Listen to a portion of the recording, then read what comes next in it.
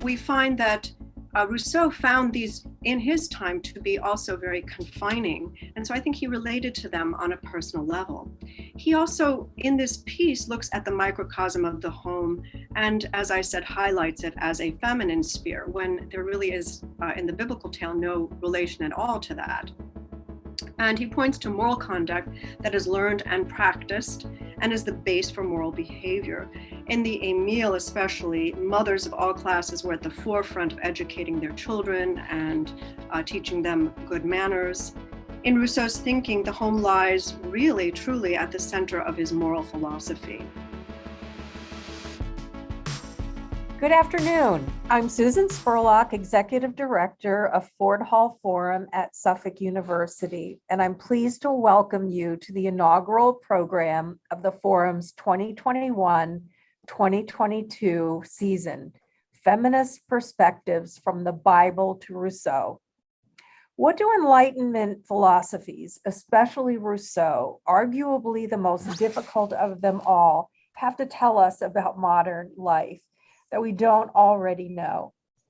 This afternoon, a team of scholars from different academic areas will discuss their new book, Reframing Rousseau's Levite of Ephraim, the Hebrew Bible, Hospitality, and Modern Identity, and will offer their unique advantage points in understanding Rousseau's text. It's now my pleasure to introduce this afternoon's moderator, Dr. Jennifer van der Hayden, an associate professor of French and Francophone studies at Marquette University. Her research and teaching interests include 18th century French literature, history and culture, and theories of theatrical and artistic representation. She also teaches courses on the representation of women in writing, art, and film. Jennifer? Thank you very much, Susan, for that introduction. And I too extend a warm welcome to our esteemed panelists, as well as our audience for attending this virtual Ford Hall Forum. It's indeed an honor for me to moderate the presentation and discussion of the book that Susan mentioned, Reframing Rousseau's Levite of Ephraim, the Hebrew Bible, Hospitality, and Modern Identity, by Barbara Abrams, Mira Morgenstern, and Karen Sullivan. As the authors state in the introduction, the genesis of this book spans many years, dating back to graduate school and continuing with in-person discussions at numerous conferences, especially those of the American Society of 18th Century Studies. And my own research on Diderot, as well as gender studies, often found me on several panels over the years with Barbara, Mira, and Karen. And it was through these interactions that I learned of this project.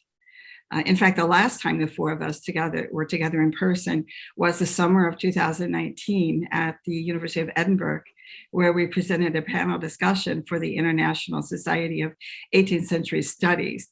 And coincidentally, that was also where the three of you met with your editor from Oxford University Studies in the Enlightenment to finalize plans for this publication. As we know, and as Susan also referred to, Rousseau's writings are complex, interdisciplinary, sometimes paradoxical, and often deeply personal. So this critical and timely examination of Rousseau's often overlooked text on the Levite of Ephraim mirrors his oeuvre in that its own development has been similar, complex, interdisciplinary, sometimes paradoxical, often personal. Only such a detailed approach could do justice to this work in the manner that Rousseau might have wanted, an approach that includes political science, linguistics, psychoanalytical theory, religious studies, feminist studies, philosophy, among others. As the authors state, and I quote, "We are a team of scholars from different academic areas, each of whom offers a unique vantage point in understanding Rousseau's texts. This constellation of approaches, grounded in an appreciation of the shared background of feminist critique, promoted by the contributors to this volume, provides the density that allows Rousseau's nuanced writings to be read in their full complexity," unquote. And for me, one of the many impressive elements of this book is the author's ability to examine an ancient text of the Hebrew Bible, Judges 19 through 21, then Rousseau's short narrative and additions to the biblical text, and demonstrate their relevance not only to the Enlightenment and Rousseau's other texts, but also to our contemporary world, such as the confrontation of gender-related oppression and control, the mechanizations of nation building, and finally, the stylistic maintenance of Rousseau's challenging narrative invites and demands the continuation of this discussion, which we are doing so today. And certainly this analysis continues to impart a voice to the women in the story who had none, other than metaphysical and physiological. So I'd like to continue by introducing our panelists. And then they will give a brief resume of their chapters. Barbara Abrams is Associate Professor of French and Women's and Gender Studies and Director of the Global and Cultural Studies program at Suffolk University, Boston. Her previous work on Denis Diderot probes the background of the modern concept of marginality.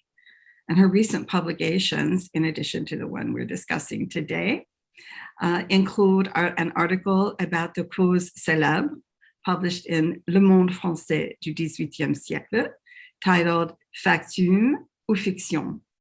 Her current book project, Sisters, Forensic Storytelling and the Art of Bearing Witness, includes the writings of women consigned against their will in 18th century France.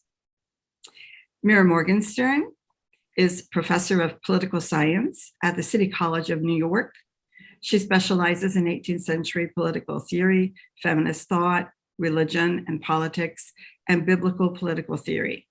Besides her work on Rousseau, her writings include Religion and State, The View from the Enlightenment, Conceiving a Nation, The Development of Political Discourse in the Hebrew Bible, and the recently published Reframing Politics in the Hebrew Bible. She's currently working on a further study of the Levite of Ephraim, as well as a study of social contract theory. And Karen Sullivan has degrees from the Université de Paris 3 and from Columbia University, and is an associate professor at Queens College, City University of New York, as well as the Graduate Center. She teaches French literature and languages at Queens College and has published a monograph on Jean-Jacques Rousseau, as well as articles on women writers of the 18th century and second language pedagogy. She's currently working on a book examining Rousseau's works through the lens of the 21st century trauma theory. And so now I would like to invite Mira to discuss her involvement with this book and her chapters. Thank you very much, Jen. I am so thrilled to be on this panel, and I thank Barbara and Karen for putting it together and for putting together the project. I'll never forget when you first approached me, Barbara, so many years ago. This work is multidisciplinary. What I'd like to just add is that we utilize a panoply of approaches, true enough. We speak in harmony, but not in lockstep. And it was, I think that being able to work together on many levels, in many of these different ways, is also a tremendous achievement. The first chapter in this book talks about how Rousseau reads the Hebrew Bible. And for readers like us in the 21st century, it seems strange to consider the often secular-minded Enlightenment thinkers as using a religious text to prove their argument, whether this argument is about power or the ideal type of government, or even, as Rousseau does here, as the basis for his own embroidery of what sounds like a mystifying biblical text, having little relationship to the concerns of the modern world. I mean, this is a text about the repeated rape of a concubine that leads to a civil war in ancient Israel. Okay, what impels Rousseau even to consider this text? Now, the thing is that Rousseau reads even texts, and especially texts considered at that time to be of divine origin or influence, as a way to make moral sense of the confusing world around him. And Rousseau is not alone in this practice. Many Enlightenment thinkers also adduce biblical text as a final proof text to solidify, as they believe, their arguments. Rousseau in particular utilizes the Hebrew Bible both as a source text for his own writings and as an inspiration for treating philosophical and theoretical issues. In his writings, Rousseau emphasizes many values highlighted in biblical texts. For example, his use of moral autonomy to define his politics finds equal support of the biblical text that he chooses to emphasize. And we'll talk about that a little more later.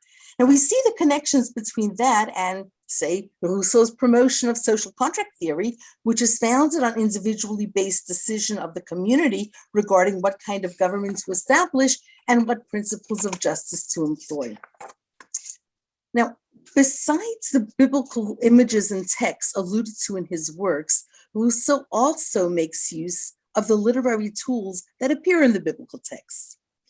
He does this to emphasize the complexity of the text and the nuanced interpretation required to derive the proper values that will open up the text or any life situation.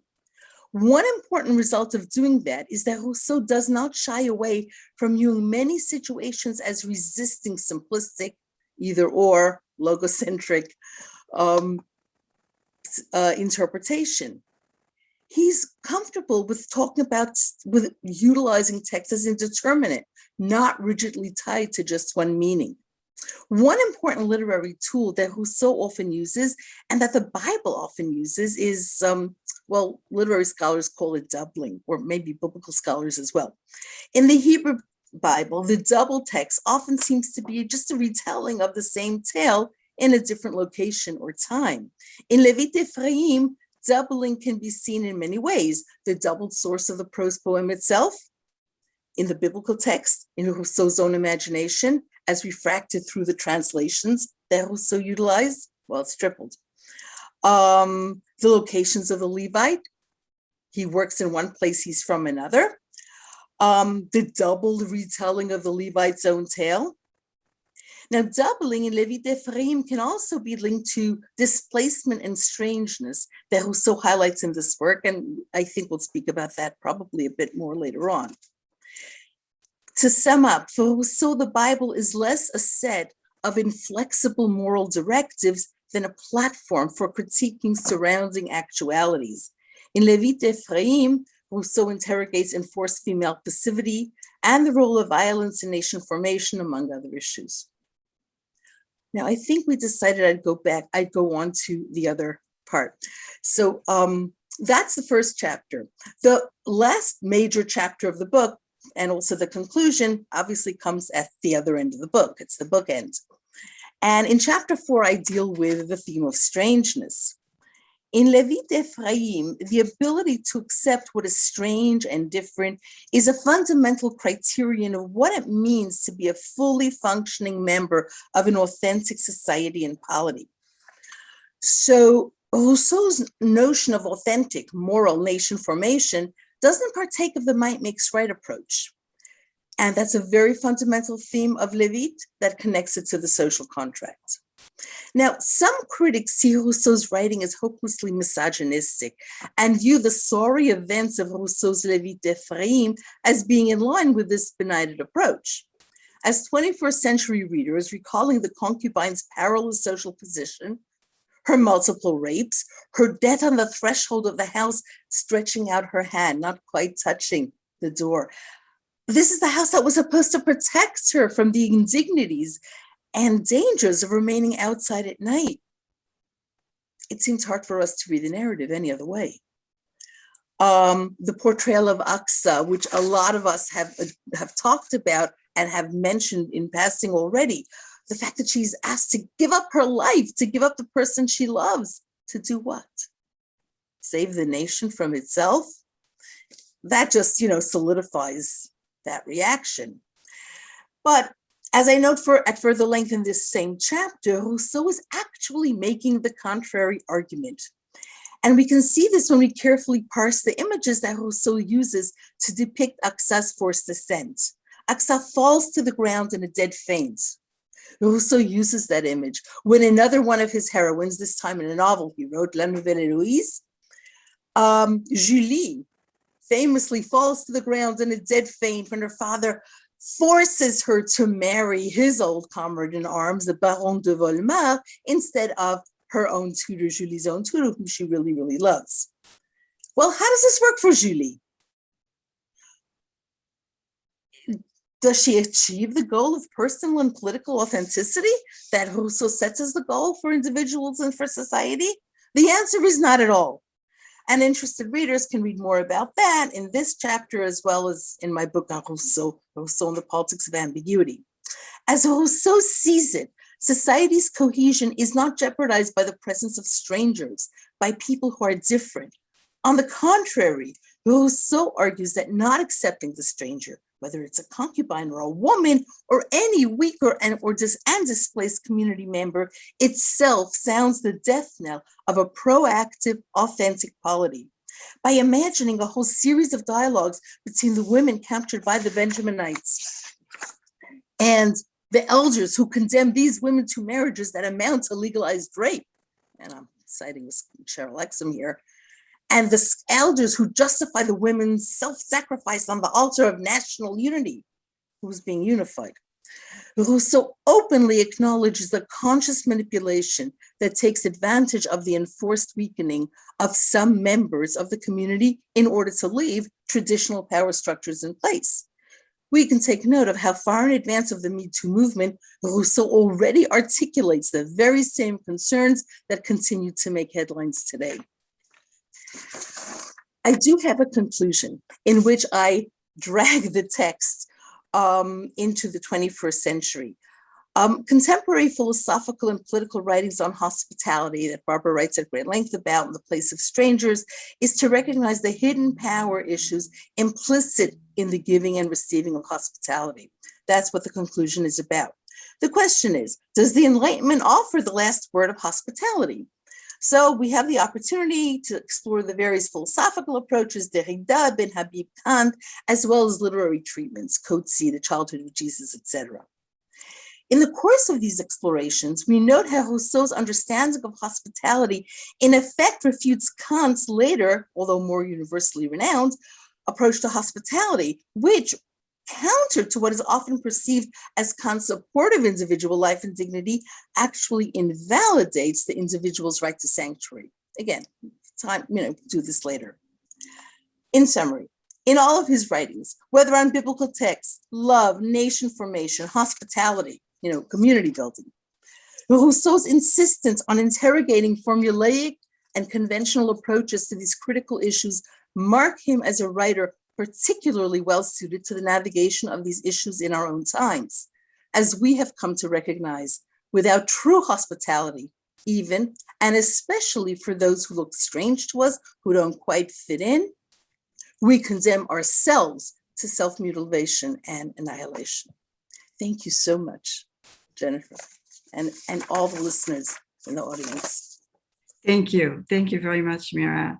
And the format is, I will ask one question, and if the other two want to chime in and have a conversation about it just for 3 minutes, let's say, and then we'll move on to the next speaker. So Mira, my question for you, one question, and I'm sure we'll come back to the other issues as well, especially what you mentioned about hospitality and the feminist movement.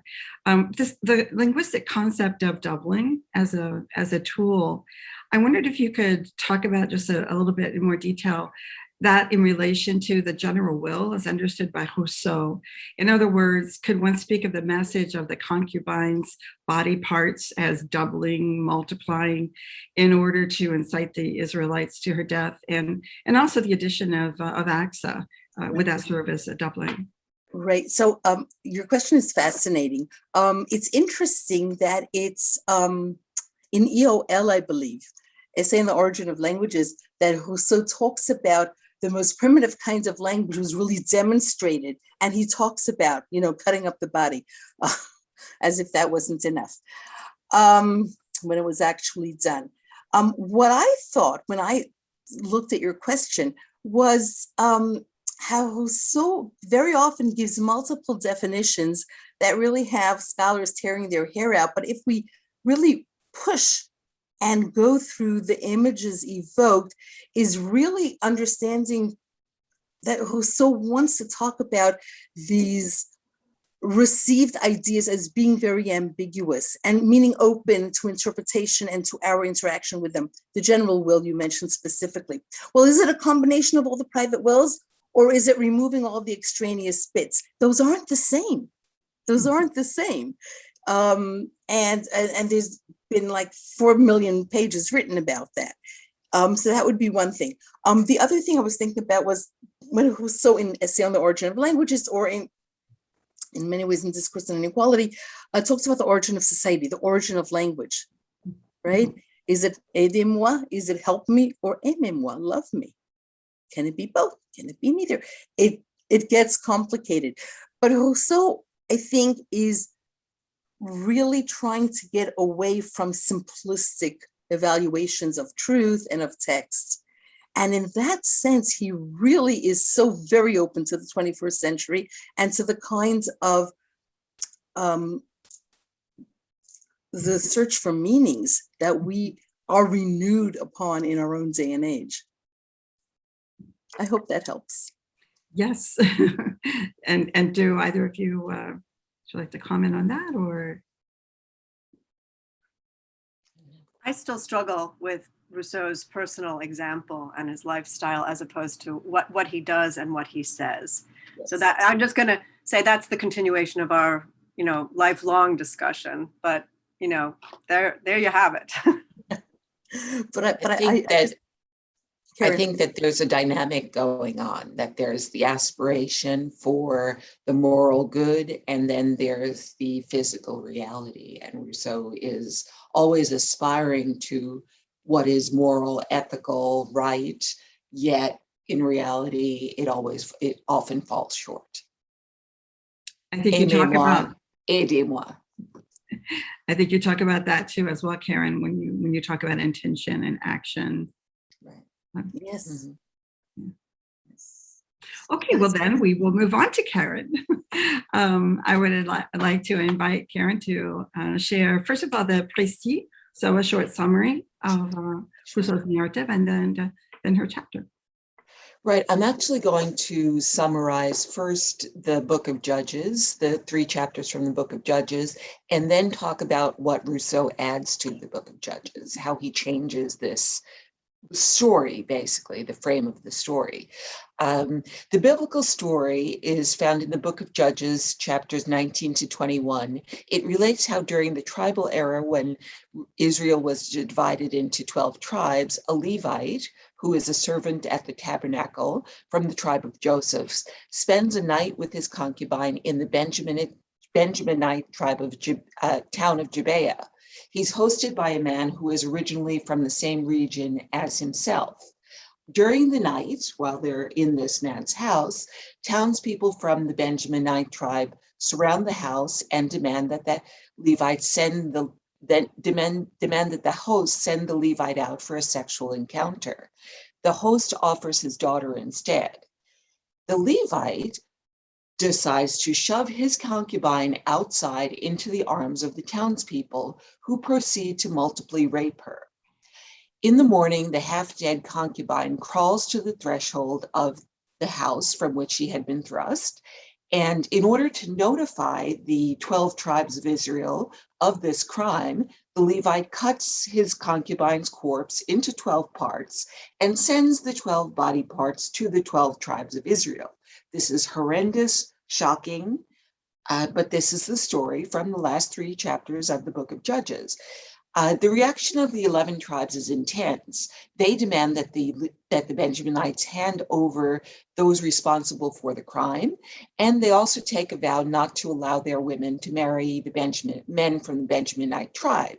This leads to a prolonged and violent civil war, with 11 tribes pitted against the Benjaminite tribe. All but 600 men from the Benjaminite tribe are exterminated. This is a near genocide.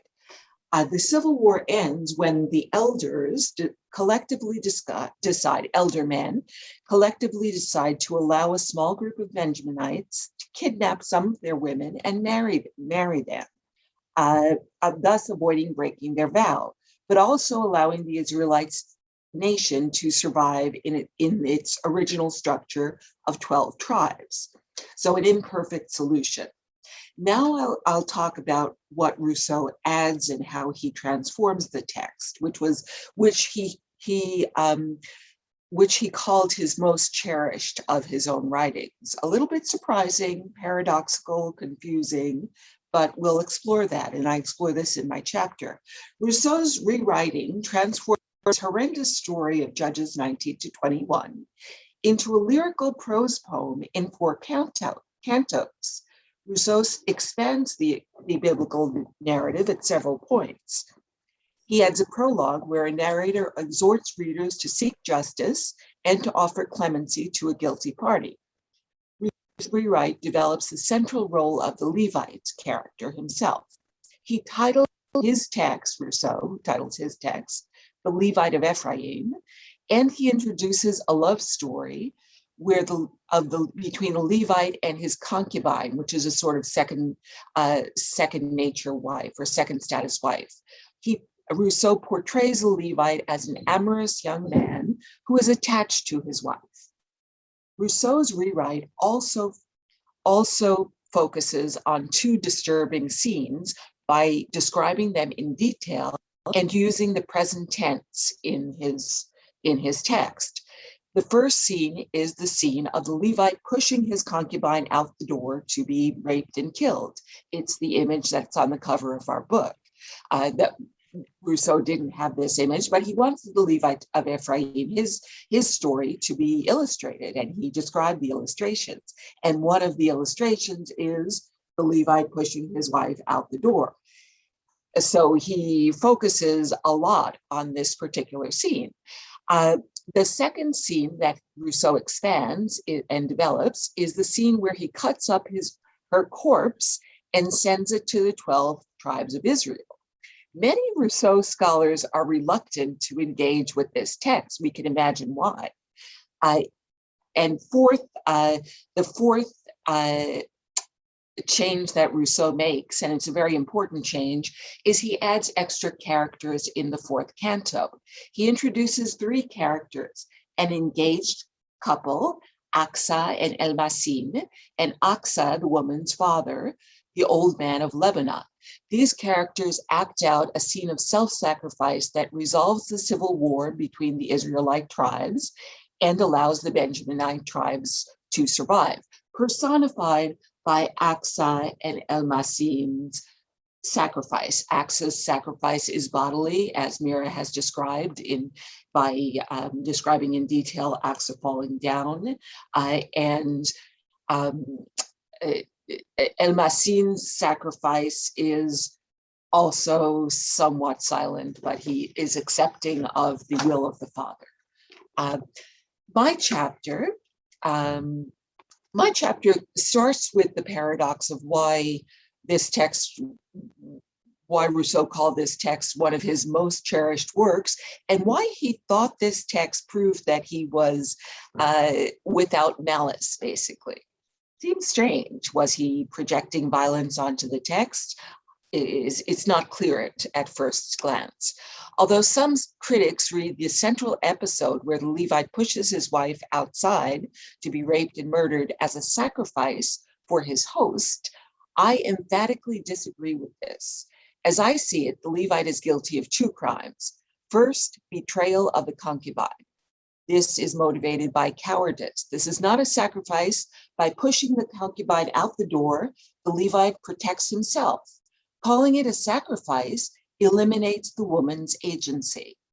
The second crime of which the Levite is guilty is the using communication language to irresponsibly escalate violence through the incendiary and shocking dismemberment of the woman's body and dissemination of the body parts throughout the land of Israel.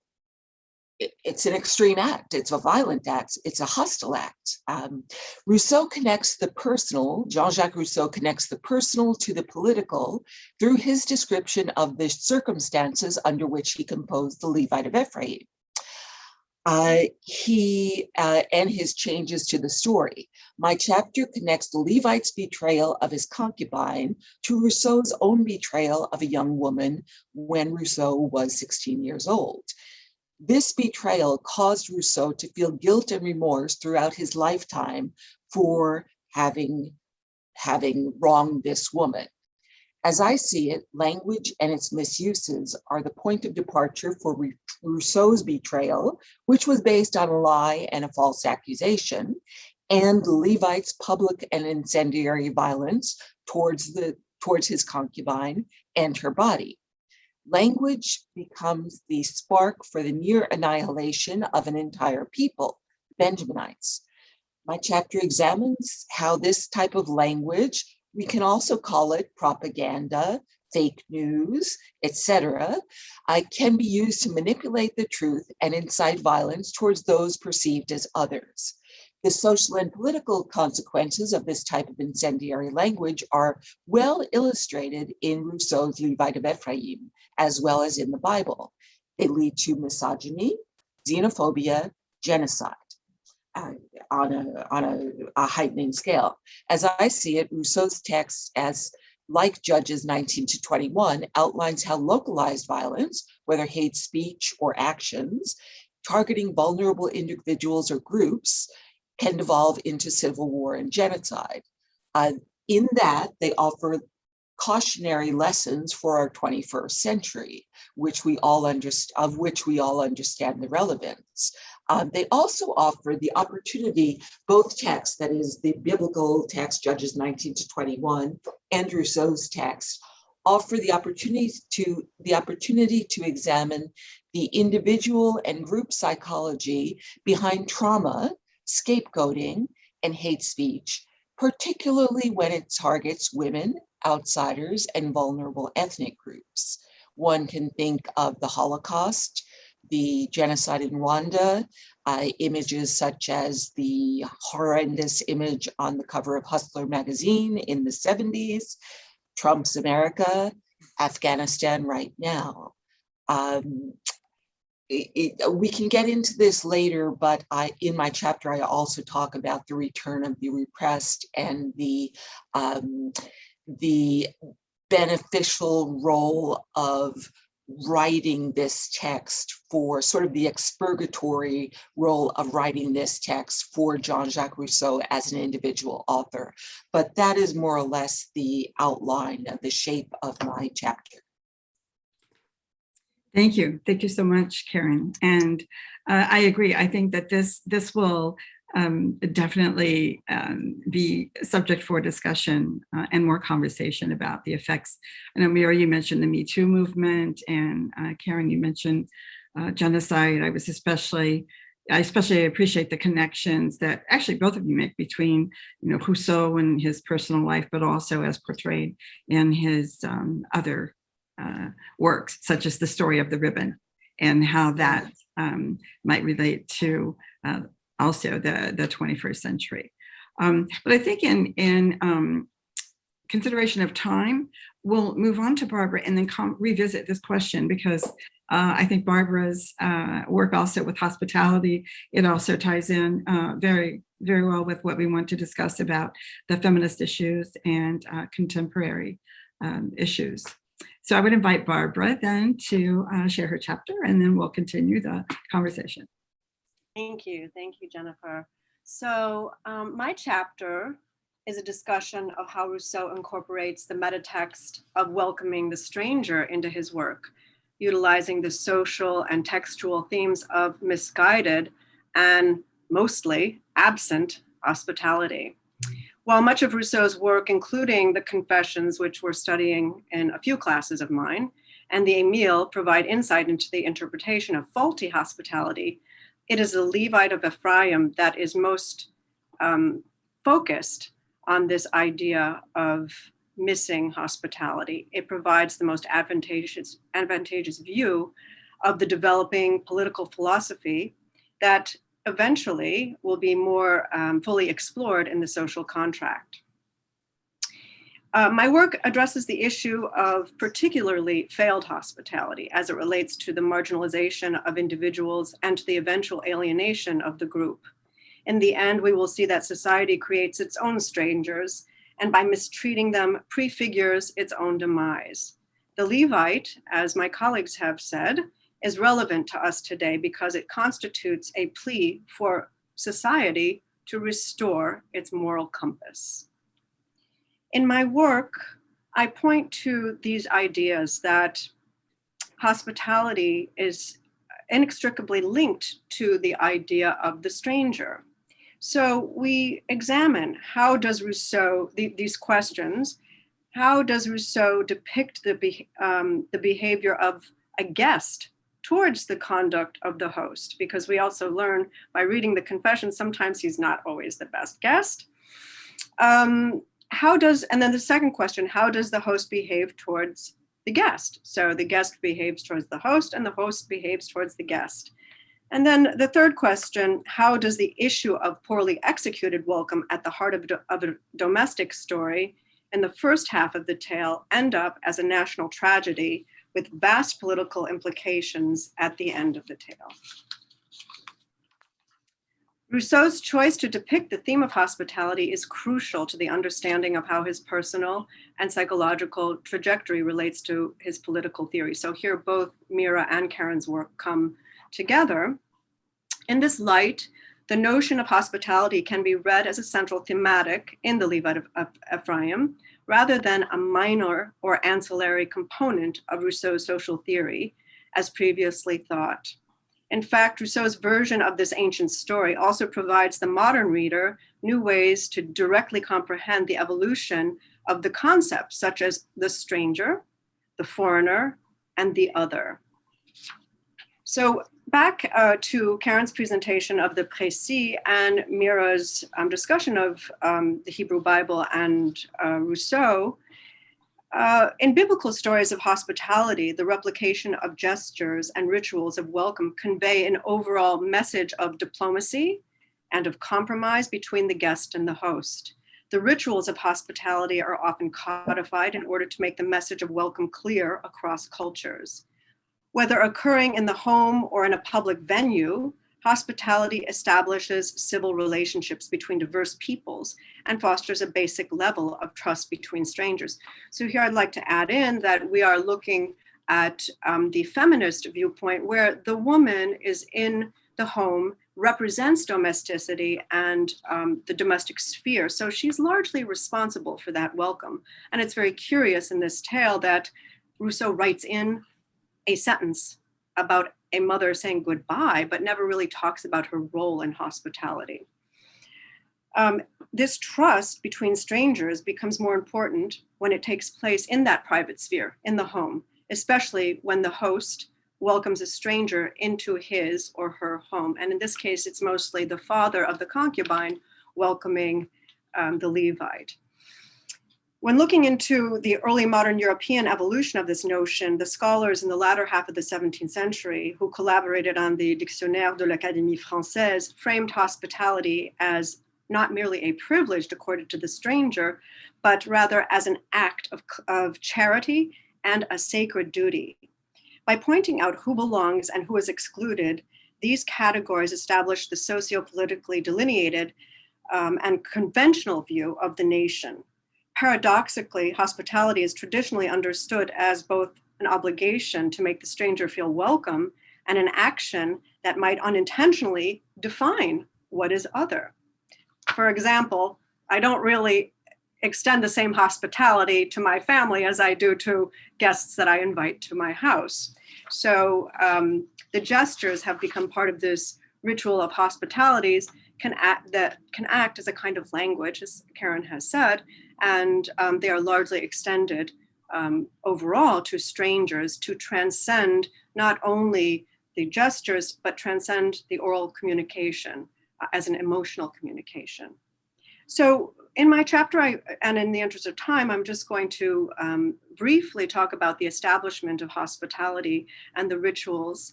And in my chapter, I go into just ideas that even Marie Antoinette, who was at court later on, rejected some of these rituals, that there were very, very codified rituals of hospitality.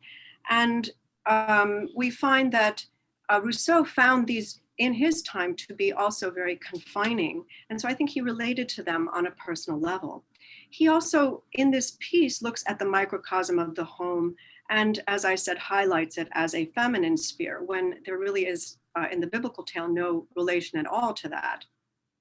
And he points to moral conduct that is learned and practiced and is the base for moral behavior. In the Émile especially, mothers of all classes were at the forefront of educating their children and teaching them good manners.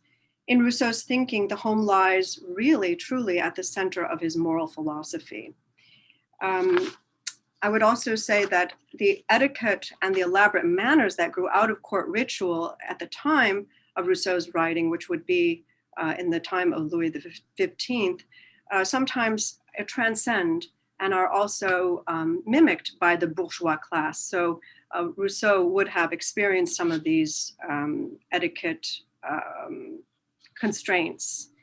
So then finally, to the lesson of Judges 19 through 21, the biblical version, hospitality then is part of a moral and ethical code of civilized behavior.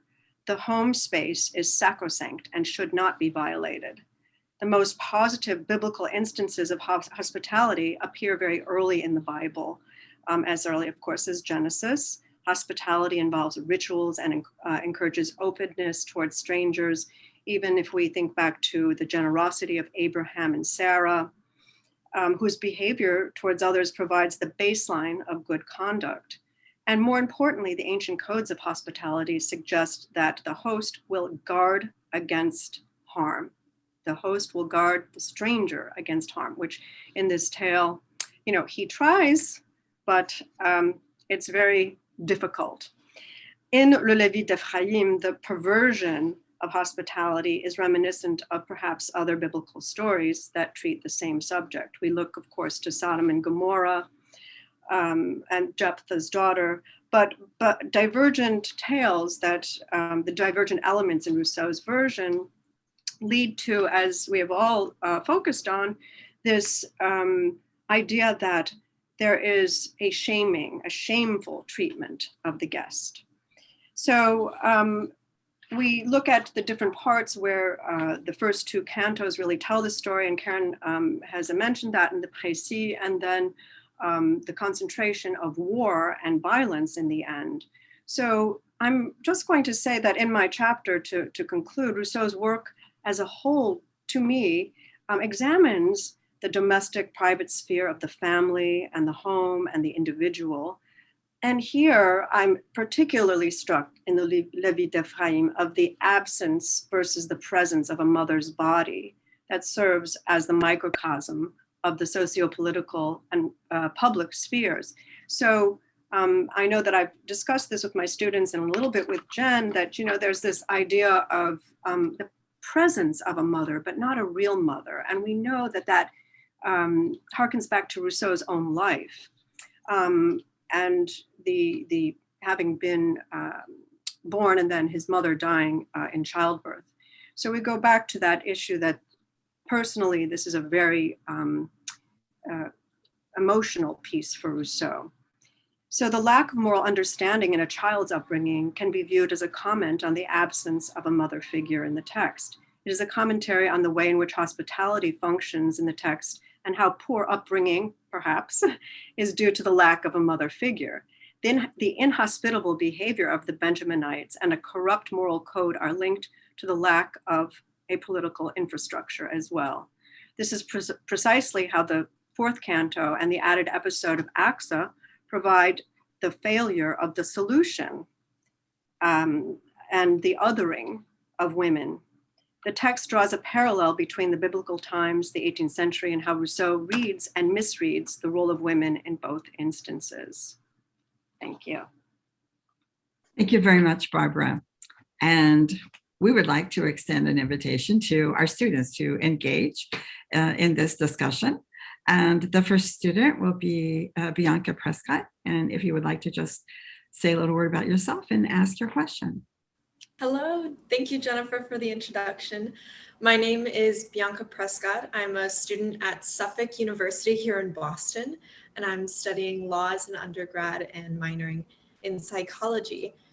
And my question is, if Rousseau can be described as introspective and self-critical, especially through the scope of his writing, then what could Axa's character reflect from Rousseau's intrinsic nature and experiences?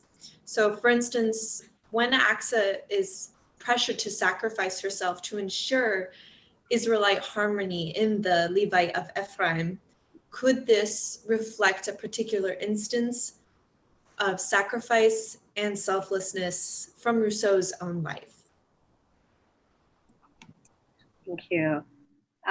Bianca, I'm so glad you asked that question, because we have people here who can really give you a good answer. As in class, I kind of echoed what Karen was saying, that, we see this idea that Rousseau kind of focuses on himself and this idea of sacrifice, but doesn't quite complete it. So the extension, of Axa is an interesting thought. I'd like to know actually what my colleagues think about this.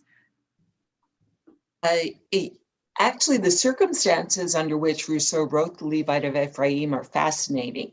He, in the Confessions, and he's provided more information about this short work than he has about many of his major works. He's written extensively and in several places about it.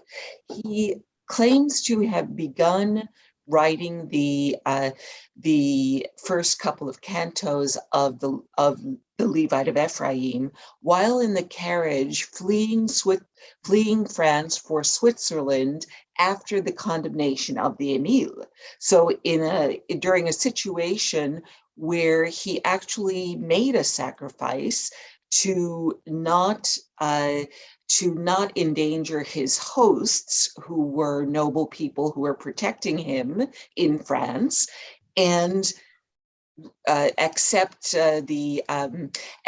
his name being ruined and his book being condemned without standing up and defending it. He leaves town and, sort of as a compensatory action, writes the Levite of Ephraim. So yes, very much what one can say that Rousseau, most critics have seen Rousseau reflected in the character of the Levite himself, but he is certainly also reflected in the character of Axa, and that's a very good point that you made. Is there time for me to say anything? Sure, we have a minute. I think that Rousseau saw his intellectual life and writing as a supreme act of self-sacrifice. He was putting himself out there. I would say that.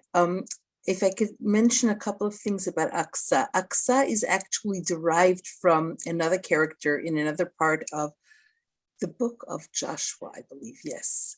So this is a particularly smart woman who, in return for her wise choices, is allowed to choose cities for her own, and she chooses the city with deep wells, avec des puits, and she of course marries a very wise and smart and powerful man, and all the rest, one of the leaders of the Israelites as they were entering the promised land. So Axa herself, just by virtue of her name, is not some boohoo virgin who has to give up on. There's a lot more. So it's a very interesting name. It took me a long time to put that together, and I said, why does this name sound so familiar? And Rousseau was a careful reader of any text, really, but not in the least of biblical text. And it's pretty amazing because he read it in translation. He gives no indication of knowing biblical Hebrew. So he read through a veil, and yet he got at the essence. Thank you so much, and thank you, Bianca, for that question. And the next student who has a question is Maddie Hardy. Hi, thank you, Jennifer. Hi, I'm Maddie. I'm a student at Suffolk University. I'm a freshman and I am studying global and cultural communications. And my question is, after reading the Levite of Ephraim and studying the French Revolution, I've noticed that we see a lot of French art depicting women in the middle of battle, like in Liberty Leading the People by Delacroix. We also see the gift the French gave to the US, the Statue of Liberty, as a representation of hospitality with the poem The New Colossus, which states, "Give me your tired, your poor, your huddled masses yearning to breathe free." Even though you state it is an obscure piece, do you believe these artists could have read or been inspired by the story of the Levite of Ephraim, and more specifically, the character of Axa? It seems my class really focused on that character of Axa. But if I could just preface this and then throw it out to my colleagues again, because when my students ask these questions, sometimes I just didn't feel like I could give the most complete answer. And certainly with this, I looked at it and I said, let's ask this because I don't know the answer. But I certainly found resonance in the Rape of the Sabines, for example, the David painting, the intervention of the Sabines, as it's called today, where you have Heraclite at the center of the painting, and it kind of retells, in a sense, the story of the Levite of Ephraim. So I'm, wondering if there are resonances of that, and I've looked and tried to understand that in that light, but then later on, we get these images of Delacroix, way later, after the revolution and in another century, painting, La Marianne. So that's one side of it. So I'd say, probably the stories are told, and the, nation making and the female figure as mother is one of these timely images, but it transcends time as well. And then the second part of this is, for me, when I think of Emma Lazarus and I think of the Statue of Liberty, we know Emma Lazarus, her poem was added later on, but that this is a symbol of welcome. And so that is squarely on the shoulders of Rousseau, I think, who maybe in the Lévite, but certainly in the Emile, takes the woman and gives her this importance in the domestic sphere as the welcomer, the educator, the mother. And so I think that more than perhaps the Levite, but certainly in the Emile, he would be responsible for shifting the attention onto the domestic sphere, women in the domestic sphere. So that's my take on this. Just to add one observation, I think that French history and art is full of female warriors, from Joan of Arc to the 17th century Frondeuses during the 17th century Civil War. Noble women were known as warriors for the rebelling nobility in the 17th century. So there's a French tradition as well as a biblical tradition. And the French tradition of Enlightenment. I mean, think of the torch of Lady Liberty. This is the torch of Enlightenment, and the law book is the law of it's the law, of equity, yeah, and not being and lack of favoritism. And how many different persecuted ethnic groups come to the United States even before the poem is put on the statue. But I think it's a great concatenation of symbols, and the way symbols develop over time. I mean, that's something that you're zeroing in on, and it's very beautiful, Bianca. Yes, thank you so much for that question. And we have a final student question from Blanche Zarin. Thank you so much, Jennifer. I'm Blanche, a French major from Queens College, CUNY in New York. And I have a question for Professor Sullivan, actually. So what role can literature and or the act of writing play in self-reflection, healing past traumas, and in personal growth as demonstrated through Rousseau's life? It's an interesting question, and my chapter does address that. I think that Rousseau, through the circumstances of writing this, deals with his fear, the intense fear that he must have felt fleeing to Switzerland from France, his adopted country, with the Catholic Church and the and the French monarchy condemning his work to be burned and putting out a warrant to arrest its author. So I can only imagine the stress that Rousseau must have been under. And yet he turns this fear into self-sacrifice by not endangering his hosts. And he describes it this way in his Confessions. And by writing a tale where he sort of redeems a horrendous character. The Levite is quite unlikable in the Bible. He's flat and one doesn't understand his motivations at all. Where in Rousseau's text, the character becomes sort of likable, as strange as that seems. So through the writing, Rousseau dealt with his immediate circumstances.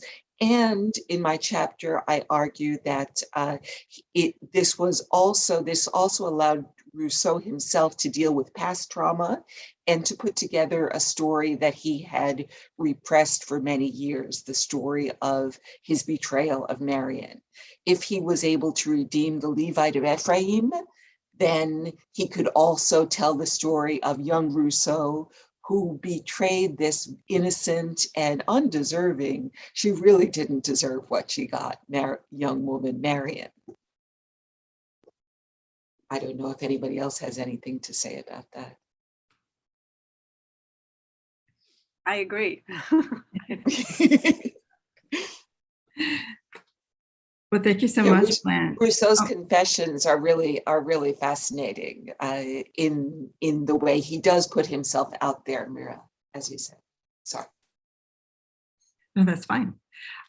Well, we do have time for one more question from the audience, but I would like to thank the students for such profound and engaging questions as well, and excited that you are excited about this text and studying the 18th century authors. So there's one question about abjection, and I believe, Karen, you talked about abjection in relation to Kristeva. But this, I'll read the question, and then if you want to connect with Kristeva, you can. So the question, I see many connections in this text to the concept of abjection, which can be defined as the social and psychological process by which things like garbage, sewage, corpses, and rotting food elicit powerful emotion responses. So considering this concept, how do you think Rousseau utilizes the concept of abjection within the text? And subsequently, do you think this idea of rejection and horror impacts the interpretation of the depiction of women's bodies within the text? And has this evolved over time? So it's sort of coming back to that question as well. I think if anyone wants to jump in on that, how it has affected the 20th and 21st century, but something about abjection? Well, in the prologue, Levite of Ephraim, Rousseau begins by sort of shoving the body part in our face. He describes it as pulsating and bleeding. And so one can only, the reader's reaction is abjection. And that's been the reaction of many scholars to this text. Yuck, I don't want to, who wants to look at this closely? But in doing so, he is putting us in the same situation as the 12 tribes of Israel, who received this horrendous and incendiary communication. And our reaction can be rejection, pushing it away. Our reaction can be anger, who sent this thing to me? Or we can take another reaction. There might be a third way through it, by sort of accepting, okay, this is disgusting, but I don't have to act out against others to relieve myself of the discomfort I feel at this abject image. And I think Kristeva, Julia Kristeva, also discusses abjection in relation to the other and foreigners as well. In the text of Louis Ferdinand Céline, in the text of Nerval, she develops how this works, how this functions. So Rousseau actually speaks about objection, and he models the third approach. When he talks about pitié, the first discussion of pity, he says, no animal will want to go near the corpse of another animal, not even necessarily of his own kind, but they recognize death and they shy away from it. And what can that tell us about whether pity is natural or, and of course, Rousseau doubling has two forms of pity, and, yada, yada, goes on. And it's an important discussion, as we all know. Objection. So Kristeva talks about the stranger as refusing the stranger is really refusing a part of ourselves. She talks about, how je regarde le visage qui n'est pas le mien. She talks about that, and that is a recognition of objection, wanting to push it away, and instead of rejecting part of ourselves, which of course would be rather dangerous, we project it and we point to the stranger and we say, you out. So I have one last comment, because I also think that in this text it functions in a very specific way, that we look at the Brechtian theory of alienation as well, that we are being alienated from the text physically when we have this, the mutilated body of the concubine. So it acts, as a, doubling and tripling, we're feeling the abjection as we read it. So thank you for that question. That's a good one. Yes, thank you so much. And maybe just one last comment. I think we have a couple of minutes on how would you regard this text as, as affecting the oppression of women, the invitation of into the house. I think with Barbara, I was thinking about the hospitality part, where, what would Rousseau have thought about all of the social media and, inviting people in, but also the objectification, of course, that exists on that. And then you invite something, and then you have people that you really, strangers that you really wouldn't know that they're coming in and you wouldn't want coming in. I wonder if you have a comment on that, especially in terms of women. I think he would have hated social media, first of all. But we can never know. I think there was this love-hate relationship, because he really liked attention, but then he hated it. So, I don't know. But I think that it touches on that feeling level, I think, that we're all talking about, that there was this deep feeling level, and somehow he was also deeply private, but also deeply committed to making social and moral issues known. And I think that was probably very delicate for him to know how to do that without putting his whole instrument, which was himself, forward. I don't know if anybody else wants to comment on that, but that's certainly how I read him. Yeah, I think that you can consider Rousseau as one of the first users of social media through his confessions, because he really did reveal more than most people want to know about an individual. Also, if you think about his, what he did with the texts of the dialogue, he left them at Notre Dame, at the door of Notre Dame Cathedral, in order to justify his intentions, essentially, in order to prove his innocence. So there was a desire to be seen for the good person that he believed he was. And I think a lot of social media is driven by that.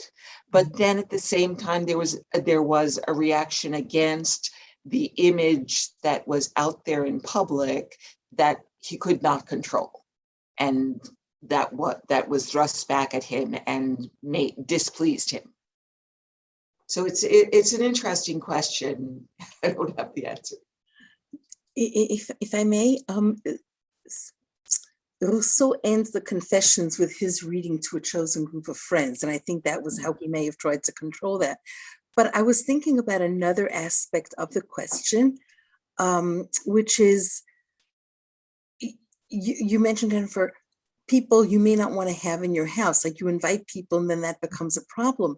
And Kant actually deals with the question, and I think to our minds, in an unsatisfactory way, he says, well, if you have to lie because the government wants to get that person you have offered hospitality to, which Kant talks about as a basic human right, right? You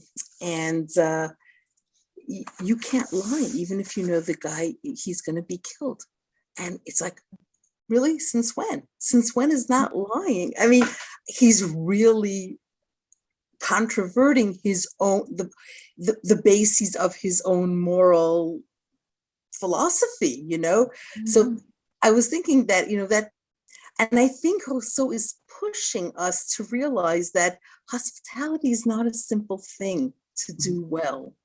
It's really complicated. Because the entire narrative is, you know, the father manipulating hospitality because of his emotions and his selfishness, and the Levite also. Or fear for his daughter. The daughter was not in a good position. She has second order legal rights. Well, I see I need to turn this back over to Susan. I would like to thank all of you and for this discussion, and hopefully the first of many discussions, and Ford Hall Forum and GBH Forum Network, and of course the audience and the students. Thank you, Jennifer, and thank you, Mira, Barbara, and Karen for a really wonderful discussion.